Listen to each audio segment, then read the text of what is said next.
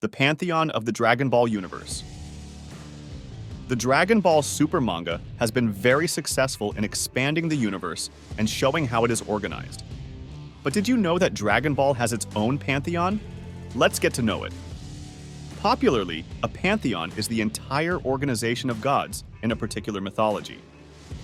For example, the Greek pantheon is organized by mortals, heroes, gods, and titans, where each of these categories has a role to play within that story.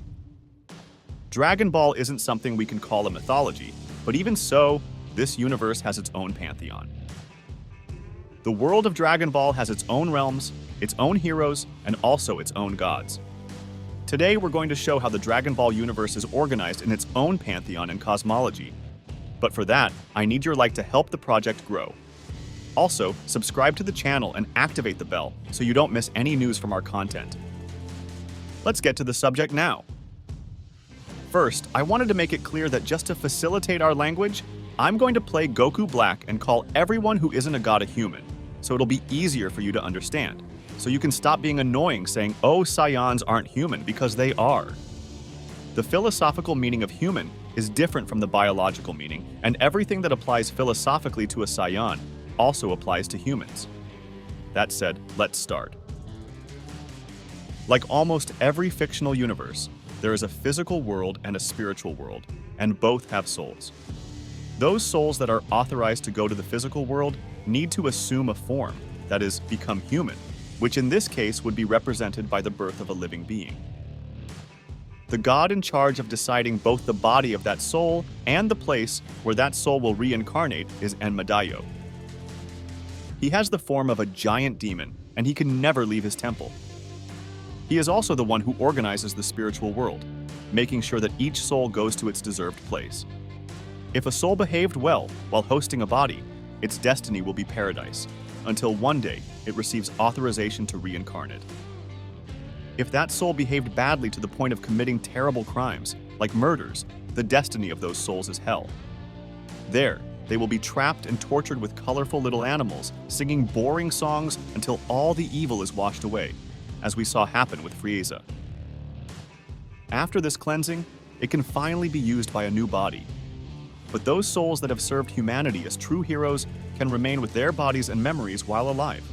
And on some occasions, they even receive special authorization to return to their planet for a certain period, as we saw happen with Goku in the Majin Buu saga.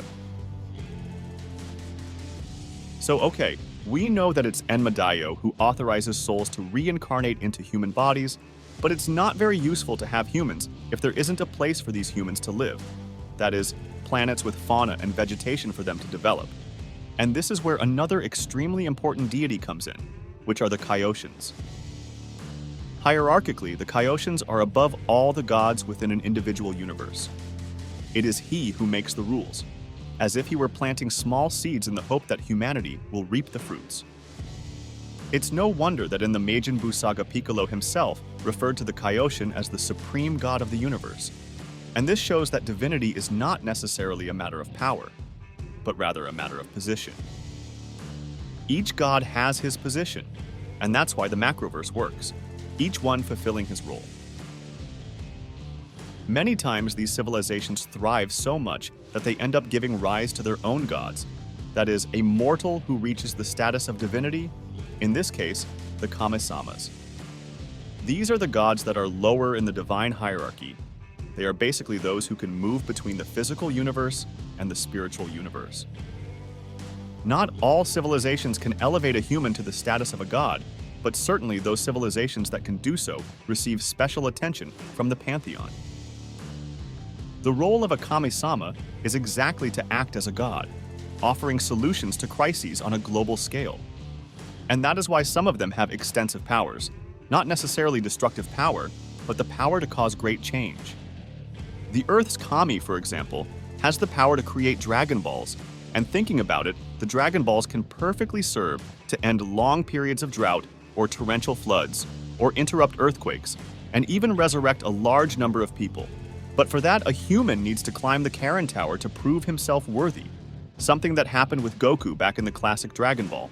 And let's remember that Goku was indeed invited to become the new god of the Earth after training with Kami. Bringing it a little closer to our reality, it's as if Kami were Jesus, the Kaioshin were the Christian god, and Master Karin were the Pope. So okay, we already know that the Kaioshins assist civilizations so that they prosper, and that some prosper so much that certain mortals reach divine status. But then what happens to those civilizations that don't prosper? Well, in this case, these civilizations receive a rather unpleasant visit from the garbage men of the Pantheon, also known as the gods of destruction. It's no exaggeration to call the gods of destruction garbage collectors, because their role is exactly to make room for the new, even if it means exterminating entire civilizations.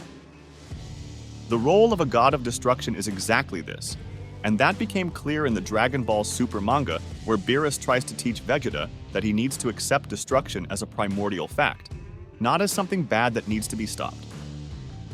The power of a god of destruction is so colossal that their main weapon, Hakai, erases absolutely everything from existence. That is, if a soul is erased by Hakai, it's because the god of destruction recognizes that that soul is harmful, even to the spiritual plane. It's as if he said that not even hell wants that guy. And that's why he uses Hakai, because he recognizes that it all went so wrong that it doesn't deserve a second chance.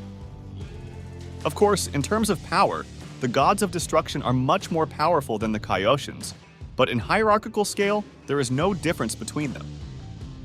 They are equally important for the functioning of the universe, and that's why one's life is conditioned to the others. But it's worth remembering that unlike the Kaioshins, the gods of destruction are not born as gods of destruction. They are initially humans who reach divine status and undergo a kind of ritual and training to become a god of destruction. But of course, the universe alone is too big to be watched over by a god of creation and a god of destruction. And because of that, there are the Kaios gods, or Cardinal Kaios. Currently, Universe 7 has 4 of these gods, who are the Kaios of the East, West, North, and South, which is why they are called Cardinal Kaios, and their role is very simple: to observe. They have a pair of antennas that allow them to communicate with practically any civilization in the universe.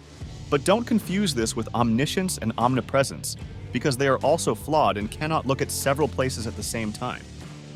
But now things take a leap in reasoning, because all this that I've talked about applies only and exclusively to one universe, whereas currently there are 12 universes. That is, each of these 12 universes has its own god of destruction, its own Kaioshin, its own Cardinal Kaios, etc. But there is a single god who is above all universes, and he is the great Zeno. Zeno is basically a baby who has the power to erase absolutely anything, and it's anything, even the entire multiverse if he decides he should. In the Dragon Ball Super manga, in the Goku Black Saga, the Kaioshin himself told Goku that Zeno is completely indestructible. It's impossible to kill him, so even if Zamasu destroyed the entire universe, Zeno would still exist. But as he is a baby without any kind of responsibility, he is assisted by the Grand Priest, who is the highest angel in the multiverse. He basically acts as the brain behind Zeno, and according to Whis, he is among the 5 most powerful beings in the entire multiverse. The Grand Priest, in turn, is responsible for sending his children, who are angels, to assist the gods of destruction, offering them whatever is necessary to perform their job of keeping the universe in balance. But is Zeno the ultimate entity behind the entire Dragon Ball macroverse? Well, according to Zuno-sama, no. According to Zuno, the Super Dragon Balls were created by a dragon god named Zalama, and analyzing it coldly, the power of the Super Shenron was the only thing capable of undoing something that Zeno did. And curiously, at the end of the Tournament of Power, when Super Shenron appears, even Zeno stood up, as if he himself recognized that he needs to stand up to show respect to that entity created by the god Zalama. No one knows exactly what the god Zalama is like, but some theories say that he is actually the first Namekian, because all the Namekians who have the power to create Dragon Balls are part of a lineage called the Dragon Clan, and Zalama was called a dragon god by Zuno. So it's possible that all the gods were created by Zalama himself after making his first wish to Super Shenron, perhaps recognizing that a macroverse with a single species would be doomed to extinction, and therefore he created this pantheon and made possible the existence of different universes. with different gods and cultures.